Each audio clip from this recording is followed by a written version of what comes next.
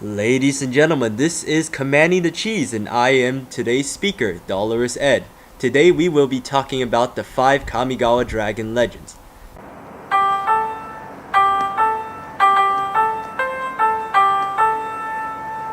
Now, about the dragons.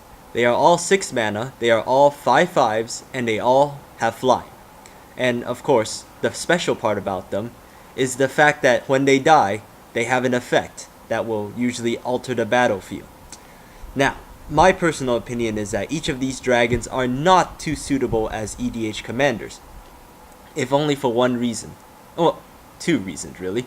Monocolor and the fact that these dragons tend to have to die, which means you cannot put them in the command zone if you want their effect to be happening. While some of you may say that, oh wait, but at least I'll be able to guarantee the effect in the command zone. The thing is, your opponents will probably be looking out for this and thus counter it accordingly. And so my personal opinion is that the best way to use these is to in fact put them just as a supporting creature, as a bomb or a finisher. And that way you could search out each of these creatures. But anyways, let's get on to the actual dragons themselves. First one is Yosei the Morning Star. Now Yosei is four generic and two white mana. And its effect is that when Yosei dies, target player skips their next untap step and you tap up to 5 permanents that player controls.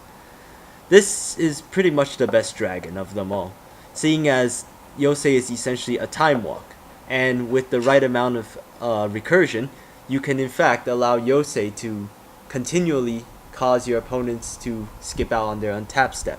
In fact, this was used during one of 2005's tournaments, where a player had used Greater Good with Yosei and simply just sacrificed Yosei over and over again, without their opponent being able to do much. The next one is Keiga the Tide Star. Keiga is 5 generic and 1 blue, and when Keiga dies, you gain control of target creature. Keiga is also, much like Yosei, a deterrent dragon, in which your opponent sees it and they really can't do much except to exile.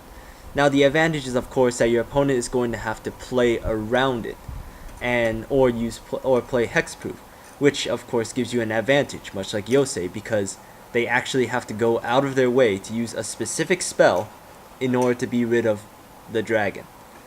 Of course, Keiga's problem is that it only takes control of 1 creature, and against a swarm, which is very frequent, Keiga is not quite as flexible. The third dragon is Kokusho, the Evening Star, which also gets brownie points because, well, its flavor text may or may not have been foreshadowing Twilight.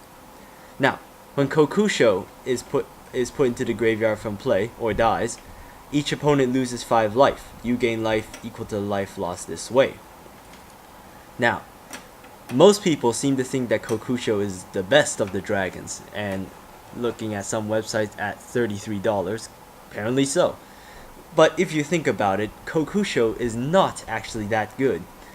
In a game of EDH, in multiplayer for example, your opponents will probably not like it when they all lose 5 life and you gain, I don't know, 25 or something like that. And so when Kokusho dies, they will probably be gunning for you. Also, while they lose 5 life and you gain 5 life is essentially 10 damage to the face. 10 damage is not too relevant in EDH, considering that, well, people have 40 life to start with. And of course, unlike the other dragons, you cannot actually try any command zone tricks since Kokusho is, well, banned as a commander in some rulings. However, keep in mind Kokusho is also a 6 mana 5/5 in black that has flying, which would arguably make it a lot better. But really, all the hype about Kokusho has to do with mostly the fact that it's in black, which can recur it, and the fact that back then, when it was being played at a card format with less life, and so it was rather easy to kill your opponents within a few hits. The red one is Ryusei the Falling Star, and much like Keiga, its mana cost is 5 generic and 1 red. And when Ryusei dies, it deals 5 damage to each creature without flying. If you notice, Ryusei's mana cost is also rather similar to Keiga. The developers say this is because of the fact that red and blue are the most frequent dragon colors. Now, Ryusei is arguably better than Keiga in some ways, because, much like I mentioned earlier, Keiga can't deal with swarms. Ryusei can. Well, not flying swarms, but swarms, nevertheless. However, it requires Ryusei to die, and if your opponent, and which also means that your opponent can easily deal with Ryusei, because, well, it is, well, red. And thus, there isn't too many ways for you to sack your dragon to kill their stuff. Whereas Keiga, you could easily use many tricks because you're playing blue or some variation. And if you're playing blue, you're rarely playing one color. You're probably playing with other spells that allow you to kill your opponent. Now, and the final dragon is Jugen, the Rising Star. 3 generic and 3 green.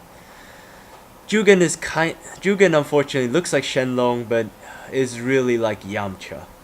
You see, it's not exactly bad, don't get me wrong. It's, well, it is after all 5/5 flying in green, which is the anti-flying color. However, the fact is that Jugen's ability is that when it dies, it distributes 5+1/+1 counters among any number of target creatures. This is compared with the field wipe, the 10 damage lead, the mind control, and the time warp. This is not as powerful, seeing as if your opponent plays, say, like a moat or something like that, where your big creatures cannot punch through. What are you gonna do when your Jugen dies? Make bigger creatures? I'm sure that's gonna help you the first time around.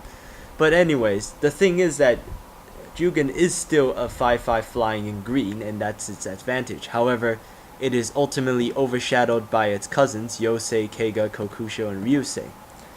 So in conclusion, I'd probably rate the dragons in terms of best to worst by Yosei, just because of its, well, friggin' time walk ability. Then Keiga, just because Keiga actually has to be played around and you can steal people's generals also. Ryusei because of its utility in destroying everything. Kokusho because it's way too hyped, and plus the fact life is not too important in EDH. And finally Jugen. And that is essentially all of the Dragon Legends. I sincerely hope this will give you some idea on what directions to take them. And that will be all. Thank you.